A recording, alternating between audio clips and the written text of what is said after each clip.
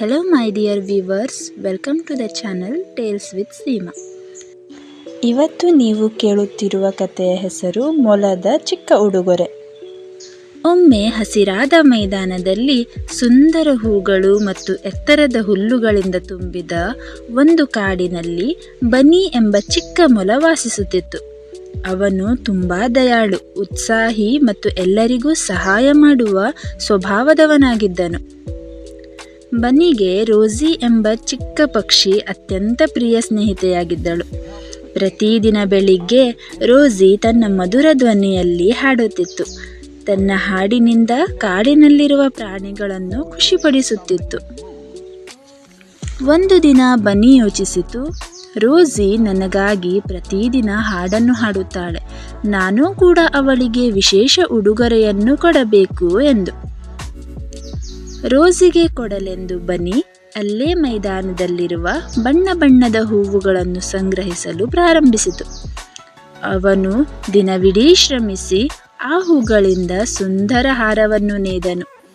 ಅವನ ಕೈಗಳು ದಣಿದರೂ ಅವನು ಕೆಲಸ ನಿಲ್ಲಿಸಲಿಲ್ಲ.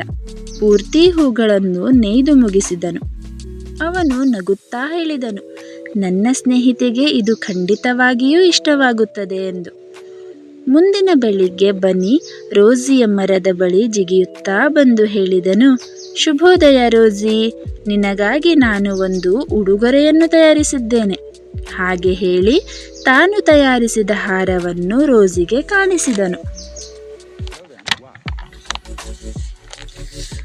ರೋಸಿ ಆ ಹಾರವನ್ನು ನೋಡಿ ಕಣ್ತುಂಬಿತು. ಅವಳು ಆ ಹಾರವನ್ನು ಕುತ್ತಿಗೆಯ ಸುತ್ತ ಹಾಕಿಕೊಂಡಳು. ಸಂತೋಷದಿಂದ ಚಿಲಿಪಿಲಿ ಮಾಡಿದಳು. ಅಯ್ಯೋ ಬನ್ನಿ, ಇದು ನನಗೆ ಸಿಕ್ಕ ಅತ್ಯಂತ ಸುಂದರ ಉಡುಗೊರೆ ಎಂದು ಹೇಳಿ ತುಂಬಾ ಖುಷಿಪಟ್ಟಳು. ರೋಸಿಯ ಮನದಲ್ಲಿ ಕೃತಜ್ಞತೆ ತುಂಬಿತು.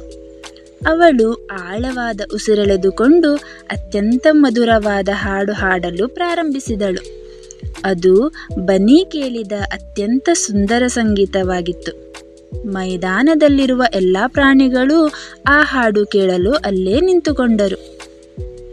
ಆ ದಿನದಿಂದ ರೋಸಿ ಮತ್ತು ಬನ್ನಿ ತಮ್ಮ ಸ್ನೇಹವನ್ನು ಉಡುಗೊರೆಗಳಿಂದ ಆಚರಿಸಲಾರಂಭಿಸಿದವು. ಬನ್ನಿ ಹೂಹಾರವನ್ನು ನೇಯುತ್ತಿತ್ತು, ಹಾಗೆ ರೋಸಿ ಹೊಸ ಹಾಡುಗಳನ್ನು ಹಾಡುತ್ತಿತ್ತು. ಅವರು ಕಲಿತ ಪಾಠ ಏನು ಗೊತ್ತಾ? ನಿಜವಾದ ಉಡುಗೊರೆ ಎಂದರೆ ಪ್ರೀತಿ, ಕಾಳಜಿ ಮತ್ತು ದಯೆ, ಹಣದಿಂದ ಕೊಳ್ಳುವ ವಸ್ತುಗಳು ಅಲ್ಲ.